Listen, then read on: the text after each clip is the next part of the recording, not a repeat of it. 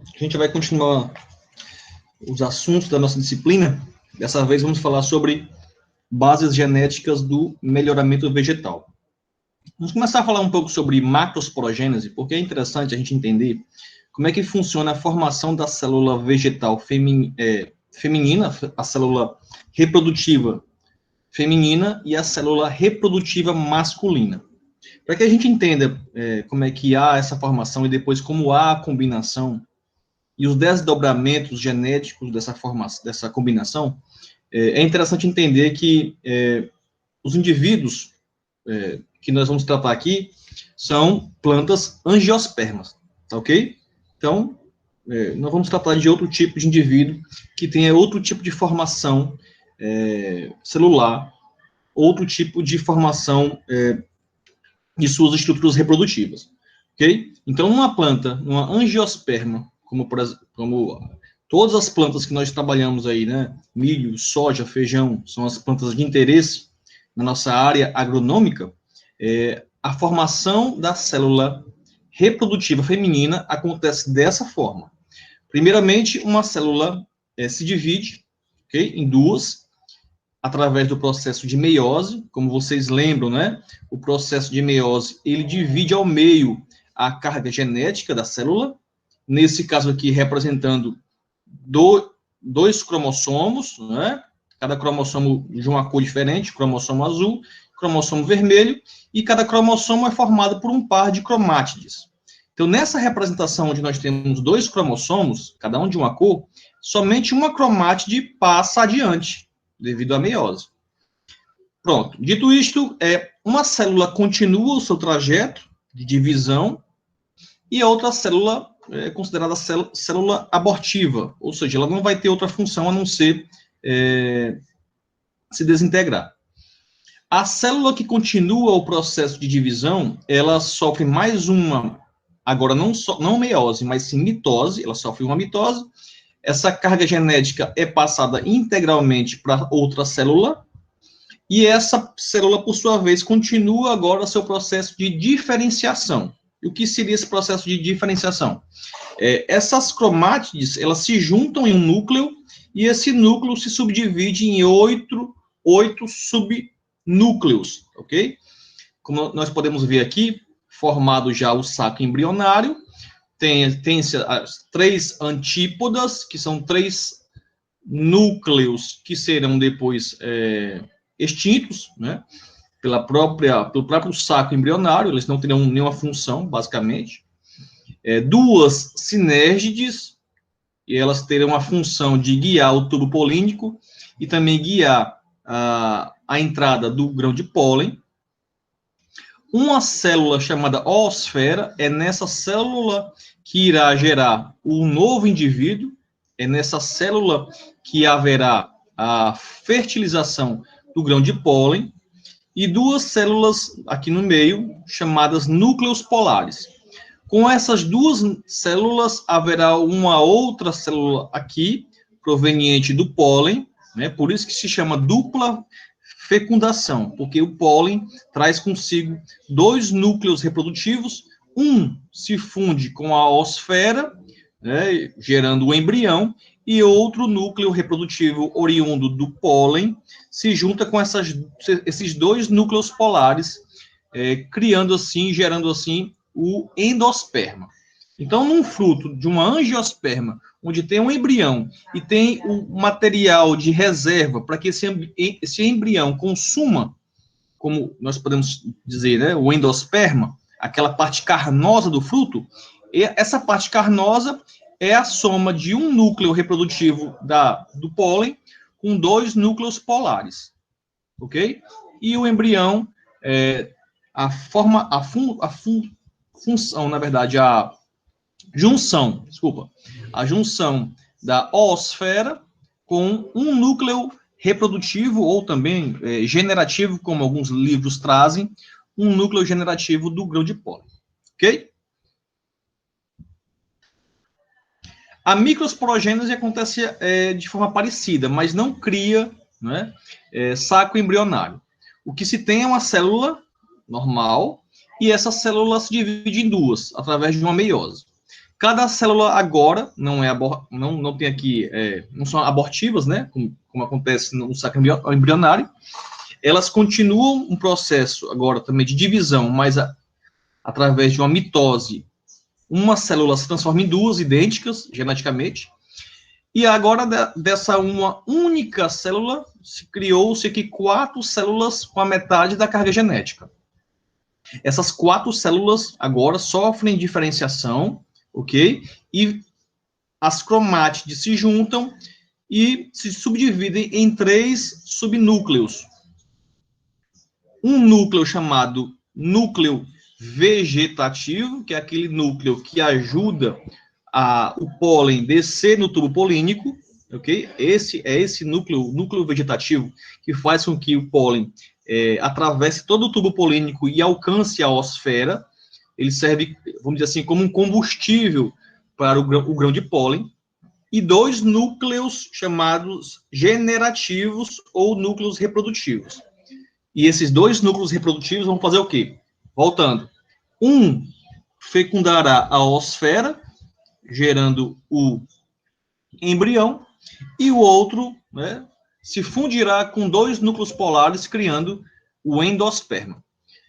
Qual a importância disso? É interessante saber essas 2 coisas, né, a macrosporogênese e a microsporogênese, para entender que os indivíduos sofrem diferenciação, principalmente, né, porque os seus pais, na formação da célula reprodutiva, só passam a metade dos seus genes. Se os pais só passam a metade dos seus genes na formação de um saco embrionário ou de um grão de pólen, nós podemos esperar que na formação de outro saco embrionário, pode ser que a metade que será passada para a célula não seja a mesma cromátide, ok? Nós vemos aqui, ó, que das 2 cromátides, somente uma passou. Então, na formação de outro saco embrionário, pode ser que a cromátide que não foi repassada, dessa vez passe. Então, daí você tira que na própria formação dos sacos embrionários, os próprios sacos embrionários, né, das plantas femininas, por exemplo, consideradas femininas, já não são iguais, né? Os próprios sacos embrionários não são iguais. Os próprios pólens, os próprios grãos de pólen, não têm a mesma carga genética. Então, se os próprios gametas, seja ele feminino ou masculino, são diferentes geneticamente, o que dirá da combinação desses gametas? Genes. É interessante também ter uma noção do que são genes alelos. Eu até perguntei para vocês naquela aula em que eu passei para vocês um teste, né? Bom, vamos lá. Nós sabemos que, por exemplo, o ser humano na sua célula, onde a soma de toda a genética daquele indivíduo, nós temos, por exemplo, o ser humano, né? 23 cromossomos, onde nesses 23 cromossomos estão ali todos os genes responsáveis pelas características dos indivíduos, né? Nossa como ser humano. Então, nós temos ali 23 cromossomos, e esses cromossomos... Opa, deixa eu...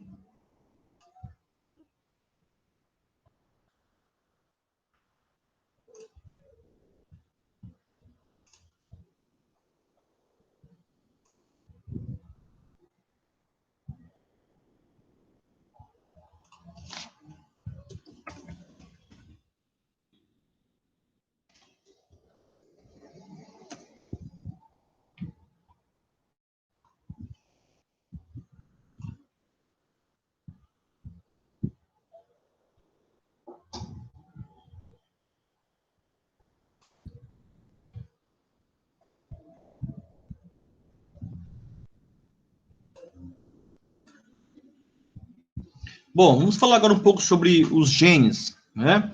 O que são genes? O que são genes alelos? Bom, como nós verificamos, cada gameta, nós chamamos de gametas, tá bom? O saco embrionário é o gameta feminino. O pólen é o gameta masculino. São células, são estruturas responsáveis pela reprodução.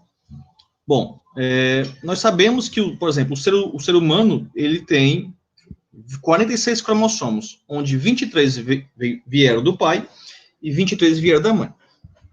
Esses cromossomos, por sua vez, eles são formados assim, né? Duas cromátides, ok? Onde uma cromátide veio do pai, outra cromátide veio da mãe. Pronto. E o que são esses genes alelos? Como nós sabemos, os genes são formados por a combinação, né, de dois segmentos. Um segmento que veio do pai, né, já que veio uma cromátide do pai e outra cromátide que veio da mãe.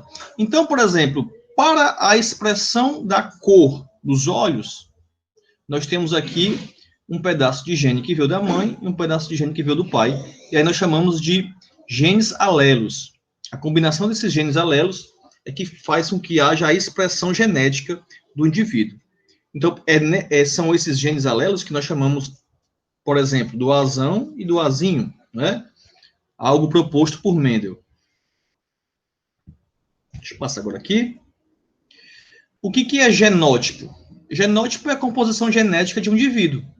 Okay? Então, toda a soma da carga genética de um indivíduo, seja a composição genética que expressa a cor dos olhos, ou então, no caso do ser humano, né? Mas no caso do vegetal, a cor da semente, ou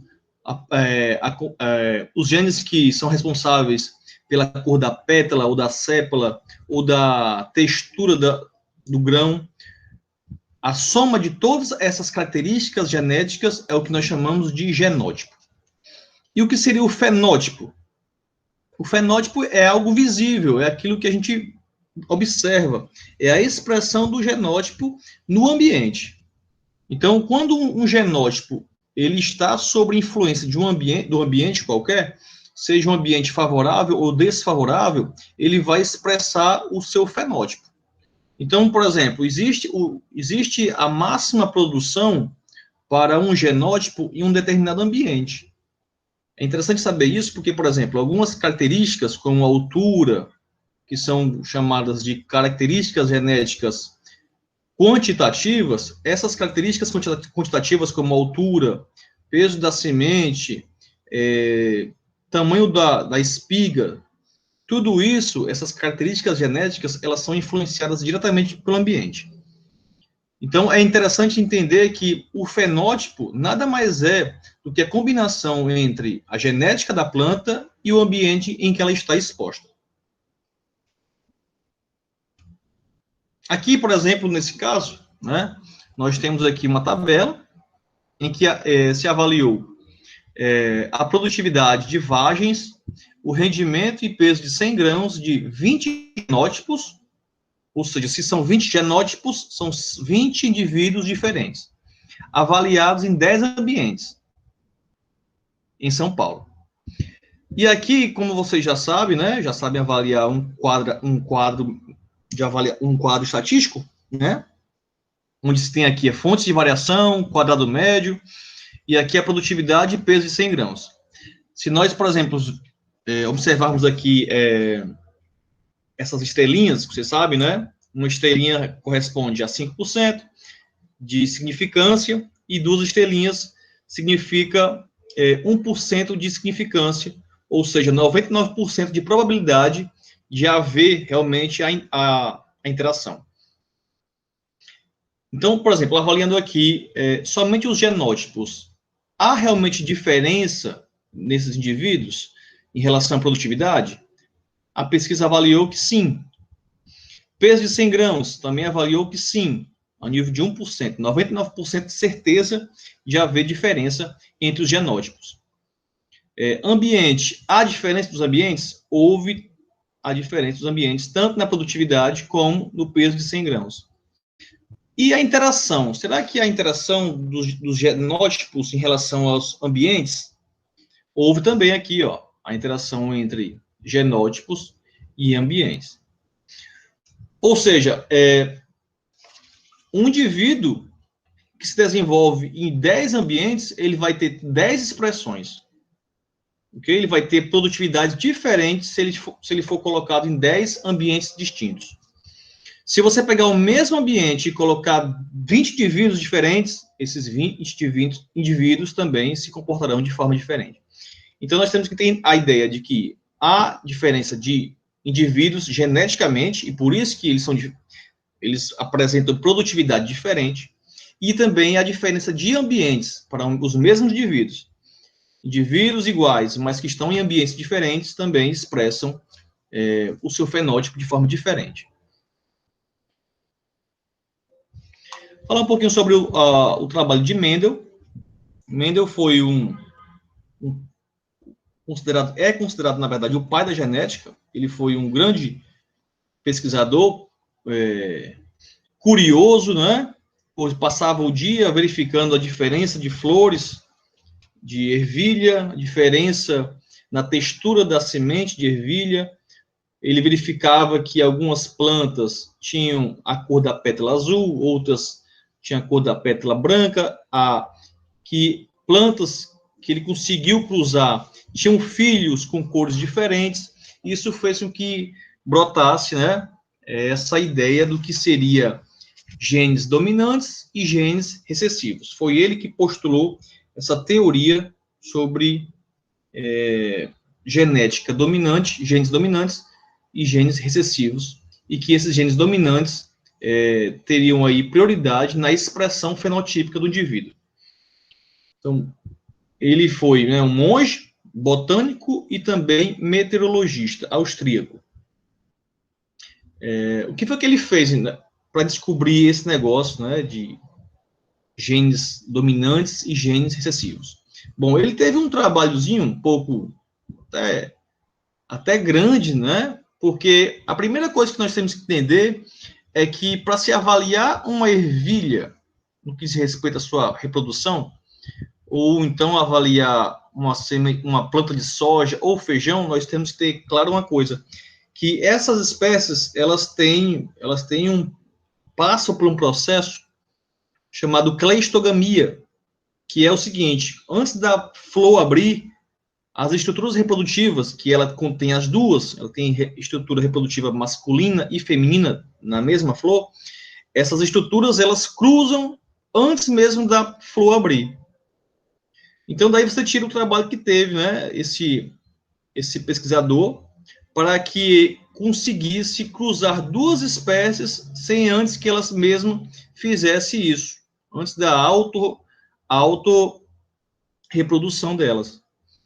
Então, ele teve que entender como é que funcionava a biologia dessa planta, né? Entender como é que funcionava essa tal polinização antecipada da flor, e fazer com que, antes que ela cruzasse, né, fizesse o cruzamento com os próprios órgãos reprodutivos, ele conseguisse abrir essa flor antes para tirar o pólen e colocar em outra flor. Ok? Aqui só mesmo mostrando que a ervilha é uma planta monóica, ou seja, na mesma flor tem os dois sexos, né? Essa parte aqui feminina, chamada antera, é dela que sai o grão de pólen e que entra no estigma e a fertilização, e que nessa família leguminosa, em geral, acontece a cleistogamia, ou seja, antes da flor abrir e expor a parte feminina para receber outro pólen, esse pólen aqui da mesma flor já lançou aqui para o estigma o pólen, e já teve aqui uma autorreprodução, autofecundação. Ok? Os frutos, né? Ele verificou, e nós verificamos também, que, em geral, quando essas ervilhas de cor verde ou amarela que se cruzam, há uma combinação aqui, na mesma vagem, de várias cores de ervilha. Ervilha da cor amarela, ervilha da cor verde, e também de texturas diferentes. Algumas ervilhas lisas, algumas ervilhas enrugadas, ok?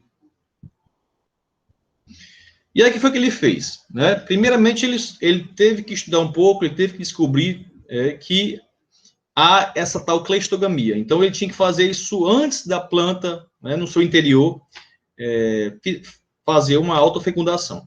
Então, ele pegou, por exemplo, uma planta que tinha a pétala roxa e cruzou com uma planta que tinha uma pétala branca. E como é que ele fez isso? Ele pegou aqui, ó, abriu a flor, que tinha a pétala roxa, pegou um pincelzinho aqui, ó, passou no pólen, na antera, coletou esse pólen e pincelou aqui no estigma da flor de coloração branca. Ok? E como é que, por exemplo, ele poderia fazer de uma forma que a planta que recebeu esse pólen não viesse ter autofecundação? Ele cortou. Ele fez o que nós chamamos de emasculação. Ele cortou aqui as anteras para que não houvesse chance de haver uma autofecundação. E, por exemplo, aqui nesse caso, eu acabei falando, foi o contrário. Ele pegou aqui o pólen da planta com flor branca e colocou na planta de cor roxa, ok? Então, para que não houvesse nenhuma chance de autofecundação, ele cortou aqui, ó, na flor roxa, a parte masculina, pegou aqui o pólen da flor branca e colocou na parte feminina da flor roxa. E aí ele verificou que 100% das sementes eram verdes e quando elas cresciam, 100% das plantas tinham as flores com coloração roxa. Foi daí que ele entendeu que quando, por exemplo, há um cruzamento de dois indivíduos diferentes, da mesma espécie, né? Variedades diferentes de características. Dois indivíduos da mesma espécie que cruzam e as suas características são passadas para os indivíduos posteriores. E 100% desses indivíduos apresentam a coloração de um dos indivíduos paternais. Se esses filhos apresentam 100% de um dos dois, é porque esse gene de expressão ele é dominante. Então, por exemplo, aqui, já que 100% dos indivíduos que nasceram tinham, né, a flor com cor roxa, é porque a cor roxa para a flor é dominante. E a cor branca, que não é cor, né, mas tudo bem. A cor branca seria aí recessiva. Ok? Deixa eu passar agora aqui. Então, a primeira lei de Mendel, ele postulou essa questão da dominância. Né? Outro teste que ele fez foi em relação à cor da semente. Ele verificou que se ele cruzasse plantas que tinham sementes amarelas lisas com plantas que tinham sementes verdes lisas, 100% da primeira geração seria amarelo e liso. Então, ele teria aqui, por exemplo, ele saberia que, em relação à cor da ervilha, a cor amarela é dominante sobre a cor verde. A cor verde seria recessiva, ok? Aí, o que foi que ele fez? Ele pegou esses indivíduos que nasceram aqui, na primeira geração, e fez o autofecundação, né? Ou deixou os indivíduos autofecundarem, ou mesmo cruzou um com o outro. E descobriu o seguinte, 75% nasceu amarelo, e somente 25% verde, ou seja, reapareceu a cor do avô nessa segunda geração aqui. Foi daí que ele começou a entender que ele deveria fazer tipo uma combinação de letras. Essas letrinhas aí, Azão, Azinho, Bezão, Bezinho, veio através desse experimento. Então, por exemplo, se você pegar e chamar o pai aqui, da primeira geração, de Azão, Azão, que seria a cor amarela dominante, e chamar esse verde aqui, né, a avó de Azinho, Azinho, é porque você teria, então, aí, somente a metade sendo passada para o filho, aqui a metade. Se esse aqui é Azão, Azão, a metade passando, seria somente o Azão daqui, do pai. A mãe passaria somente um Azinho aqui, e aí o indivíduo todo ele aqui, ó, seria Azão, Azinho. Ok? Já que a cor amarela é dominante, esse Azão, Azinho seria a mesma coisa na sua expressão do que um Azão, Azão. Se você pegar um indivíduo que é Azão, Azinho, ou seja, ele foi fruto da combinação de dois indivíduos diferentes, né? e botar ele para autofecundar, ou então fecundar indivíduos iguais geneticamente, um azão, um azinho, com outro azão, azinho, se você fizer a combinação agora dos seus alelos, né, você terá aí 3/4, né, de indivíduos amarelos, porque 1/4 será azão, azão, 2/4 ou 1/2 será azão, azinho, e 1/4 será azinho, azinho. Vocês vão conseguir identificar melhor esses cruzamentos verificando o resto dos slides e também quando eu passar para vocês o livro, eu acho que está o 3º capítulo do livro de genética que trata sobre isso. Ok? Então, vou passar aqui um pouco. Então, aqui, ó, é o que eu estava falando para vocês, está esquematizado aqui, ó. Esse indivíduo amarelo seria considerado como se fosse com 2 letrinhas maiúsculas. Como nós sabemos que na formação do gameta feminino ou masculino há uma meiose, vocês lembram disso, né? Se esse indivíduo aqui for a fêmea, lembram que a primeira divisão é uma meiose. Se é a meiose, se ele é composto por 2 letrinhas, ou seja, por exemplo, se isso aqui é um cromossomo com 2 cromátides, só passa uma cromátide. Lembram disso, né? Então, se só passa uma cromátide, se ele é azão, azinho, desculpa, só passa uma azão. Se esse indivíduo aqui é o macho, é o pólen. E para a formação do pólen, nós sabemos que há uma meiose. E esse cromossomo só passa uma cromátide, então só passa um azinho. Se esses 2 indivíduos se juntam, ou seja, se o pólen encontra a oosfera daquele saco embrionário, os indivíduos serão o quê? Azão, azinho. Como esse azão ele é dominante, aparece a cor amarela. Ok? Se esse indivíduo aqui, pessoal, ele se faz uma autofecundação, nós chamamos autofecundação, ou então se esse indivíduo cruza com o irmão dele, com a mesma carga genética, azão, azinho cruzando com azão, azinho, aí nós temos aqui, ó, formação de um azão, azão, de um azão, azinho aqui 2 vezes, azão, azinho, e um azinho, azinho. Ok? Então, aqui basicamente a mesma coisa.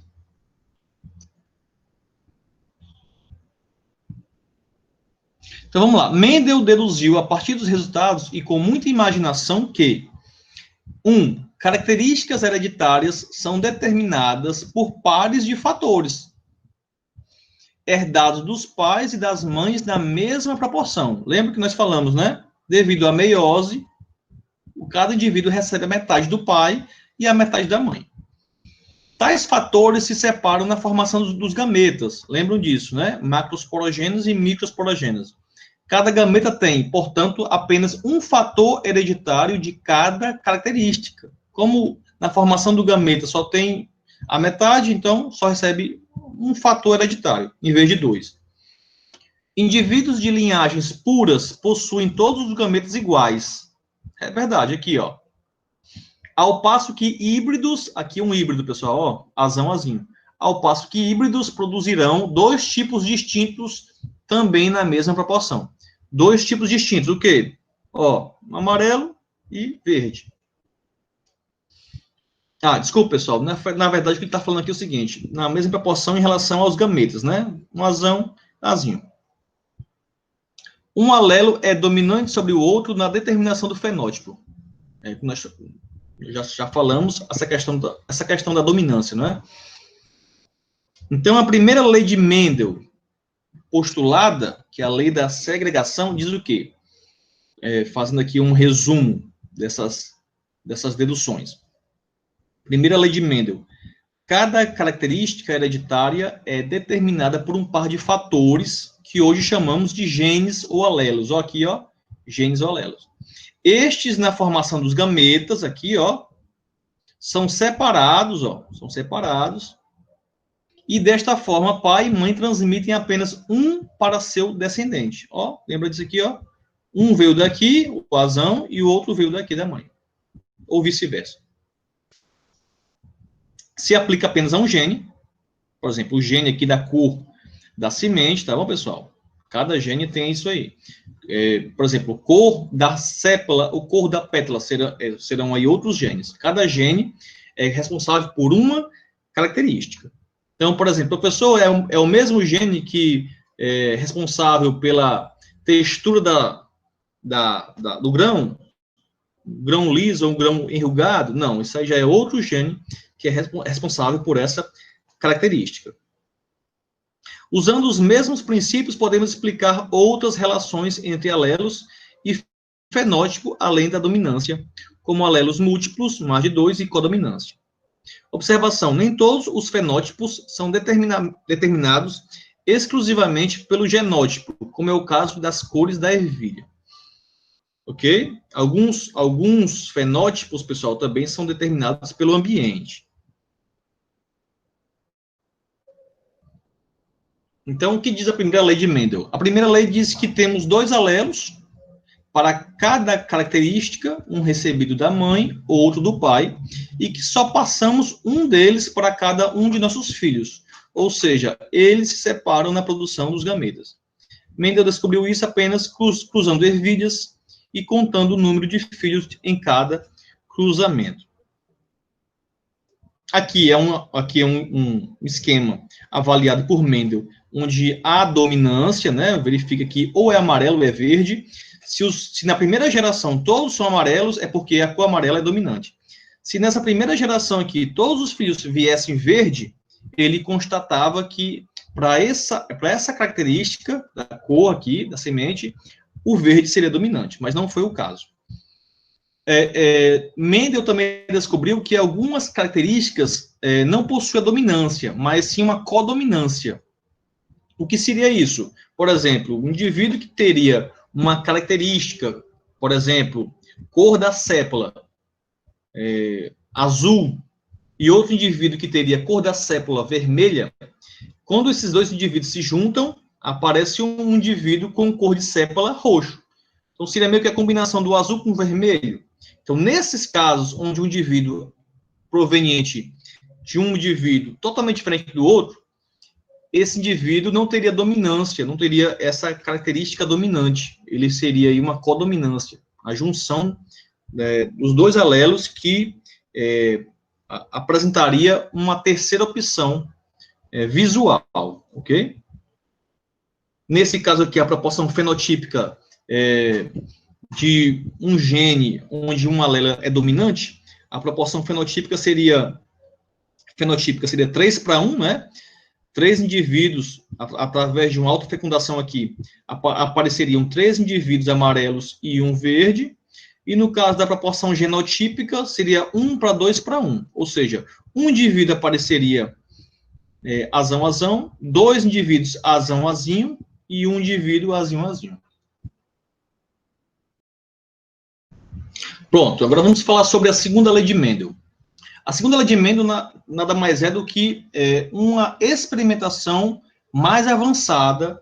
Agora, em vez de fazer uma avaliação apenas de um gene, de uma característica proveniente de 2 indivíduos, agora Mendel tenta observar 2 características distintas sendo repassadas simultaneamente para os indivíduos.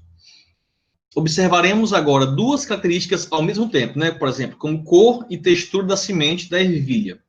Cada característica é determinada por um gene com 2 alelos em relação à dominância.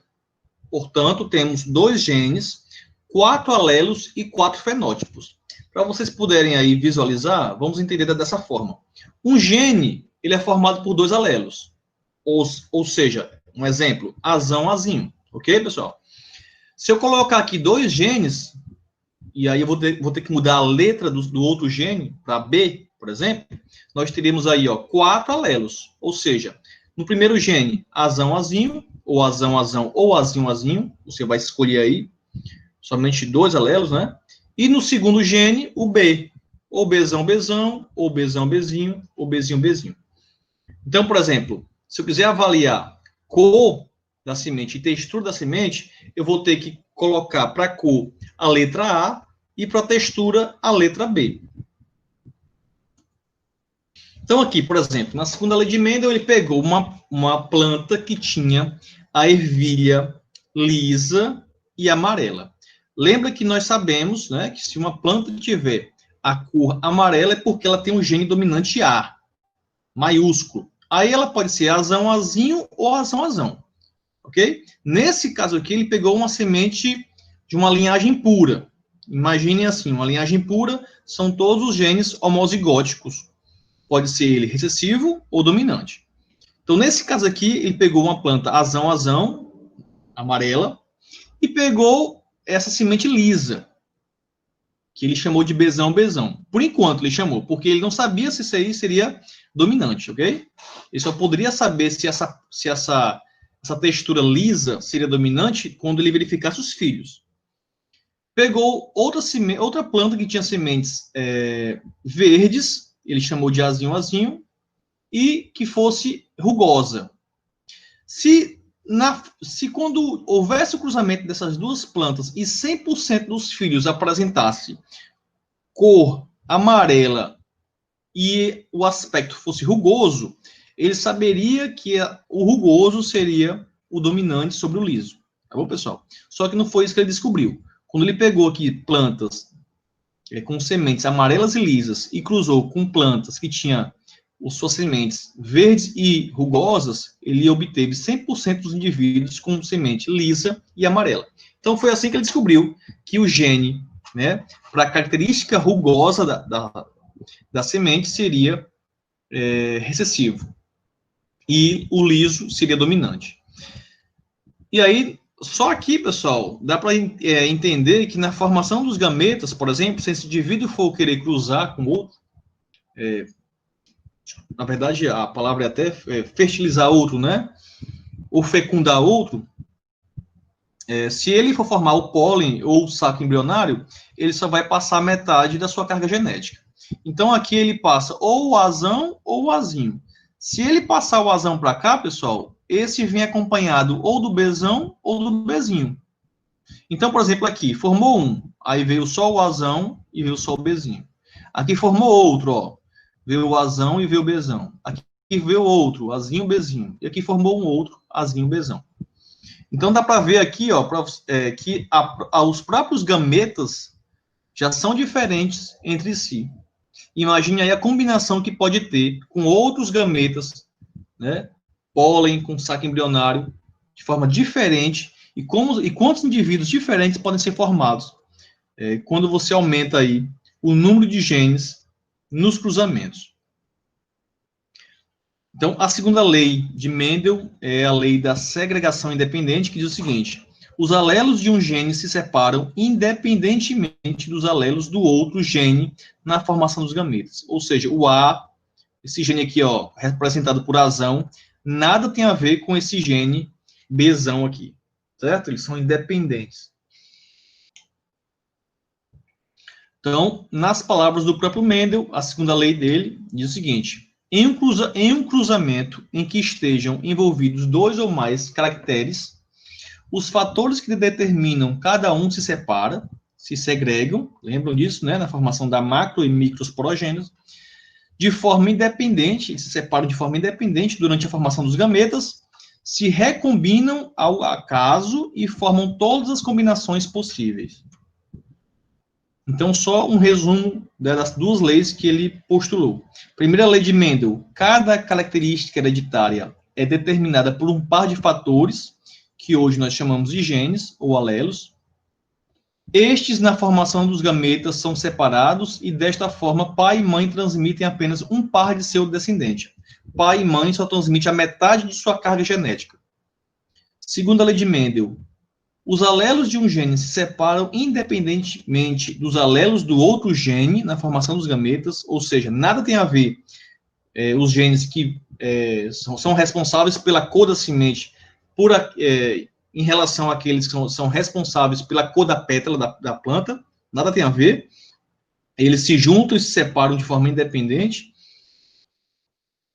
E aqui um último exemplo, né, mostrando o cruzamento de híbridos com dois genes e cada gene com dois alelos. Seria mais ou menos dessa forma aqui, ó.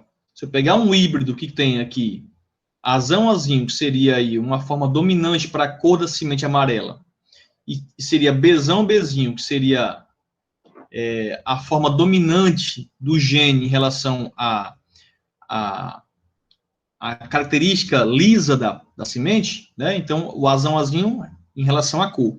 E o Bzão, Bzinho em relação a ser lisa. Se eu pegar esse indivíduo e cruzar com ele mesmo, ou então o outro indivíduo igual a ele geneticamente, nós teríamos essa combinação de filhos aqui, ó. Nós teríamos aqui 16 filhos que podem aparecer. 16 avos seriam amarelo e lisos. 16 avos seriam amarelos rugosos. 16 avos lisos verdes e 16 avos seria verde e rugoso. E aí nós teríamos a proporção fenotípica 9:3:3:1 aqui, né, ó, fenotípica, aquilo que a gente vê, amarelo liso, amarelo rugoso, verde liso e verde rugoso, e essa proporção genotípica aqui, ó, 4:2:2:1, 2, 1, 2, 1, 1. O que seria isso? Indivíduos geneticamente diferentes entre si. Então, por exemplo, aqui, eu só vou ter um indivíduo, Azinho, Azinho, Bzinho, Bzinho. Aqui, ó, somente um. E aqui eu tenho 4 indivíduos geneticamente iguais. Quais seriam eles? Esses aqui, ó. Azão, Azinho, Bzão, Bzinho, eu tenho 4, ó, indivíduos iguais, tá vendo, ó? Mas eu tenho só um, Azinho, Azinho, Bzinho, Bzinho. Da mesma forma, eu vou ter somente um indivíduo, Azão, Azão, Bzão, Bzão. Tá aqui, ó. Somente um, seria esse aqui. Então, você consegue identificar aqui a quantidade de indivíduos geneticamente diferentes é bem maior do que os indivíduos, do que a separação fenotípica, do que nós observamos. Bom, pessoal, essa foi a aula de hoje. Eu vou colocar para vocês alguns materiais. Um livro de genética, é o capítulo 3, que fala sobre essa questão da primeira e segunda lei de Mendel, as combinações genéticas, que não é tão difícil, se você ler direitinho, você consegue entender. E, se possível, também vou colocar alguns vídeos falando melhor sobre essas combinações. Um abraço a todos, até semana que vem.